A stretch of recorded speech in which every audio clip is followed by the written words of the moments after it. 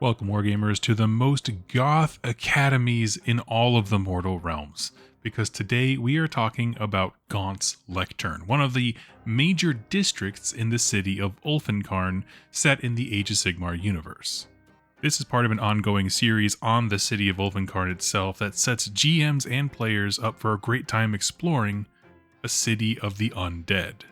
Now, we mentioned Gaunt's Lectern near the top of this series. It's one of the 5 major districts that makes up the city, and this means, of course, it has its own problems, its own locations, its own enemies, and much more. And so today, we're going to do a spoiler-free introduction to Gaunt's Lectern as a district. We'll discuss the defining traits of the area, the kind of dangers you'll encounter because these districts are unique to one another. And at the end, I'm going to hit you up with some hot goss. That is, knowledge that the local people, or I guess like local events and such that everyday people would know about. No spoilers, just general information. Now, one thing I'd like to add right at the top of this video is that this is all possible because of the awesome folks at Cubicle 7 who sent me a copy of Ulfenkarn, City at the Edge of Death, as well as folks like you, because if you use the Linktree link in my description down below, every time you use that to purchase anything, whether it's Cubicle 7 stuff or Games Workshop, whatever, it goes directly to supporting me, my wife, our cats, the whole channel, and I'm so thankful for each and every one of you. I have several stores that carry Cubicle 7 products, so if you want to jump into Soulbound, it's a great way to. Just like every other inch of this city, there's a before and after, and that time period is based around the Necroquake. Before the Necroquake, when it was a city of the living, this section that we're calling Gaunt's Lectern was defined as a hub of education and study. This is the part of town that had the engineering schools and the workshops, the education and arcane study centers, cutting-edge research academies, libraries, laboratories. Because this city acted as the trade hub for a huge portion of Shyish, ideas and resources and technology was coming and flowing in. Now, a lot of this section of the city was funded by a wealthy line of nobility known as the Gaunt family. So just as we honor folks for contributing with named monuments or buildings on university campuses in real life, they did the same thing here. And so this whole area of research opportunities that they funded became known as Gaunt's Lectern, in honor of the scholarly dedication of the Gaunt family. And it's interesting to note here, while they are in Shyish, the realm of death, all forms of magic were studied. Although, you can probably imagine that death magic was certainly the most prevalent, right? It's on the forefront, seeing as how it saturates everything around you. And in general, death magic and just really wielding magic in general was very respected as a scholarly pursuit, and this entire section of town kind of had like an air of high class to it. We want people to study death magic in our city because, it builds an understanding and a communion with the magic that permeates your realm. It's a harmonious type of thing. And so this bustled into, a major export of technological goods and research and all this. But that was then. We're at now. And this place is straight up wrecked. First off, let's just get that out of the way. This is primarily the domain of one Torgilius the Chamberlain, Radjikar's personal Chamberlain for his house, and Torgilius deserves a dedicated video, which I will be doing, I promise. But in short, imagine a professor studying death magic, seeing an opportunity in government. When Radjikar flipped everything after the Necroquake, right, he starts slaughtering all of the nobility. Well, Torgilius is not necessarily a part of the nobility. He is just an independently powerful person. He's a necromancer, studies death magic himself, and Torgilius's move to secure his place in this new kingdom, right? He's got his head on a swivel. He's seeing the way the wind's blowing. He decides to make himself useful. This is the master necromancer who first pioneered the phylacteries. These are the arcane devices that basically keep Radjikar's court truly immortal. It tethers their soul, so you have to destroy the phylactery, and then when you kill the character, then they'll perma-die. So that's what he was there. He was just a high-ranking professor who saw the way the wind was blowing and was like, the way to survive is to be useful, and he brought this technology that he had been researching straight to the feet of probably the most dangerous person in that part of the realms. And so this region of knowledge and science has become the dark laboratories and slave pens and torture chambers of Necromancer, because, of course, it's not just Torgilius. It's a whole city. Once he succeeded, anyone with even the most minute sense of, arcane mastery, being able to do magic in any capacity, saw that same writing on the wall and tried to make themselves useful.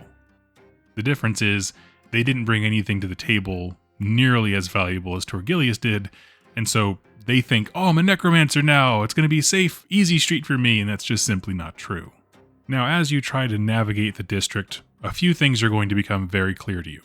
There is very little in the way of the living here. They of course exist, they exist in every single corner of the city. You have free reign to create whatever nooks and crannies you want with the living. But generally, capital G generally, the people who are alive here are kept in slave pens, awaiting their turn as necromantic experiments, or they are the necromancers themselves. These are just the broad strokes.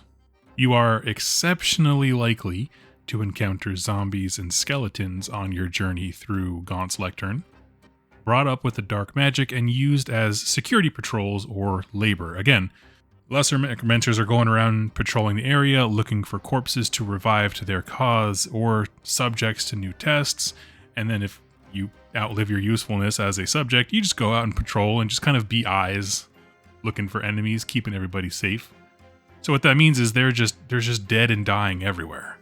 The bulk of the homes here are evacuated because there's not a ton of reason to just kind of chill out, right? Nobody wants to do that. And so sneaking around is going to be your best option. But understand that this is an area dominated by the undead and they're all on the lookout. Zombies just around corners, just standing there. Just going to alert somebody when they see something.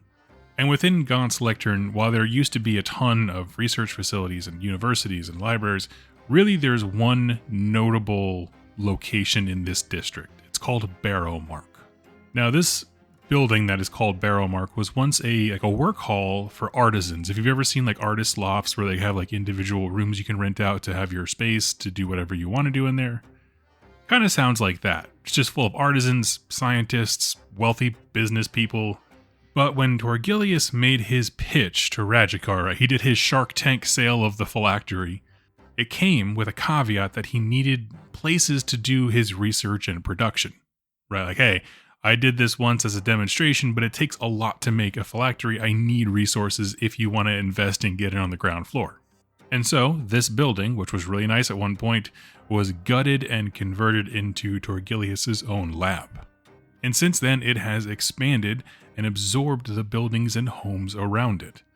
Imagine if, like, someone just put up a couple of walls between you and your neighbor's house and then burrowed out the walls that separate them now. You have an internal garden courtyard that used to be the yard separating your properties, and now you have one Uber house. That's kind of what they're doing here. They just keep building on to the other things that were in those cramped hallways, corridors, so the library absorbed the university, which consumed the laboratories, and it all just keeps growing.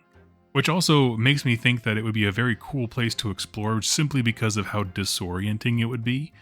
Just because, you walk into one place and it's architecturally designed to be building A, and you walk through another hallway and it's supposed to be a totally different building, but they're connected, so it's just kind of odd. And I love it. All of these buildings are twisted to suit the Chamberlain and his ever-growing flock of acolytes and servants, collectively known as the Pact Mortalis. Now, this is another important thing. And this is one that, to my understanding from reading it, there's no spoilers. This is the common knowledge of understanding what's going on in Gaunt's Lectern here. The Pact Mortalis is sort of the loose affiliation of necromancers under Torgilius, right? He proved his worth, but says, I need researchers, I need acolytes.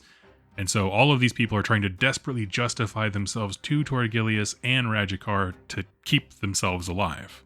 This organization of all desperate necromancers is called the Pact Mortalis. It's a collective run by 7 chosen patricians, each a necromantic force of nature unto themselves, and they're responsible for the day-to-day activities of the Barrowmark. So you have sort of a necromancer organization and hierarchy, loose structure of course, But Torgilius can go district to district and do his research, collect people, travel if he needs to. Really, he has all the freedom in the world, or he could just disappear into his labs, knowing there's 7 master necromancers out there running the day-to-day of all of these labs and stuff. Now, normally, at the end of the video here, I would switch to why is this cool? But honestly, I won't lie to you, this sounds like Mordheim if the default faction was necromancers, and it sounds awesome. I feel like it explains why it's cool on its own. Instead, I'm going to replace that section with Hot Goss time. When you read this supplement, there are a few key ideas put out there for each district of the city called, like plot hooks or something like that. These are spoiler-free nudges for players to engage with this specific region. Things that you would overhear at a bar, discussed openly at a party, maybe whispered in the hallways, the subterraneans. And these little bits, these plot hooks, have stories that are basically there to set up your party to pursue more, hot goss and intrigue about Barrowmark specifically. So first off, regarding hot goss is its intended purpose. This is, as we mentioned, an arcane repository of the highest caliber. If you have a wizard in your party, there is no doubt amongst anybody here, you can go find a tome of knowledge that will serve you well.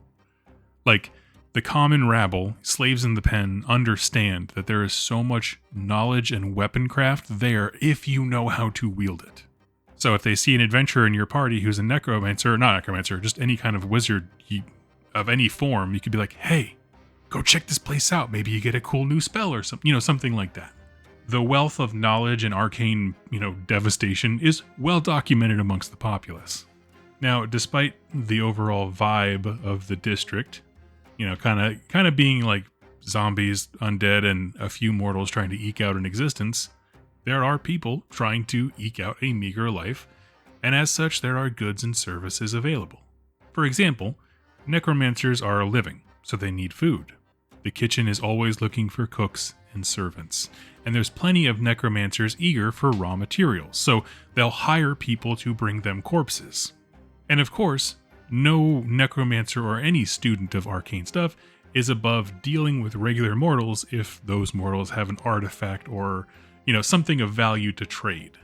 And this trickles down too, so it's not just, the Pact Mortalis versus everybody else. When things collapsed, anybody with magic knowledge was trying to find a way to survive. So, my point in saying that, there's a group here called the Vesper Covenant, which offers healing and limb replacement for a price. The problem is, you don't know where the limbs come from. So that's an example of necromancy being used to quote-unquote help people, right? You're restoring a limb if one of your players suffers a massive, grievous injury. It can be patched up. They're going to be rough. One of the more persistent rumors that you'll hear as you go to these various little hubs of safety is that deep within Barrowmark is a massive slave pen. Essentially, the idea is that necromancers at the absolute depths of Torgilius's labs are always trying to study that specific line between life and death. So you need a ton of specimens to be able to monitor that, regularly. But the idea is that it's understood that there's a giant pen of people on the inside of Barrowmark who need rescuing. And what's interesting here is that they do not specify that these are all random captures, meaning if you're a necromancer and you screw up, they can toss you into the pit. Nothing's sacred. You're just as much of a warm body as any of these people in here, so they'll treat you like a slave. Which brings us to our last little bit of hot goss here, and that is the local schism, or schism, depending on where you are in the world. That organization of necromancers we mentioned, the Pact Mortalis, is like any other group of nerds, meaning it's divisive. We got gatekeepers. We got know-it-alls. We got backstabbers. We got shock jocks, right? They're people. And when you deal with these necromancers, like I said, because a few of them do have interactions with mortals, and your party could have a reasonable conversation with one of them, you get the sense that there's a divide within this Pact Mortalis. Now, I'm not going to, like I said, give any spoilers, but it seems something happened when Torgilius took charge, How you learn about that is up to you. But there's one character who is actually in the game Cursed City, and he exists as a character that you can go meet and talk to in Soulbound. His name is Octrin Glimskry. He's someone who might know a little bit more because it's understood that he was a part of the Pact Mortalis, or the Necromancers, when everything was falling apart. So he might have some information, but that's your hot goss for the end of this video, is just there's a rift. Might want to look into that. But stepping back here towards the end, this is mad scientist hell, and it sounds awesome. I get a lot of visuals of like that one cool warband that was in Warhammer Underworlds that they never like made into an army, where it's just these necromantic technology constructs. Just imagine those roaming around the depths of the barrel-marked basement and stuff. Now, if you like this video and you want some more, please let me know which district to cover next. Or really any topic. I'm happy to jump around. I have to say, on a personal note here at the end of the video, I'm having a great time covering this because Games Workshop, I know that they're doing the Dawnbringer series and people are very excited for that. But I find that the lore in Cubicle 7 books has so much more substance and value. Like, I just feel like I learn more from these, and so I've just been having the most wonderful time reading Ulfenkarn, City at the Edge of Death. They just sent me a copy of the Warhammer Fantasy Battle role-playing game book, as well as their newest one for Lustria, which is the Lizardmen / Seraphon of the old world. So I might be doing a series on that as well. Let me know your thoughts in the comments down below on all of it. I'm just having a great time, and I hope that you're along for the ride. So thanks so much for hanging out, and I'll catch you next time. Happy wargaming.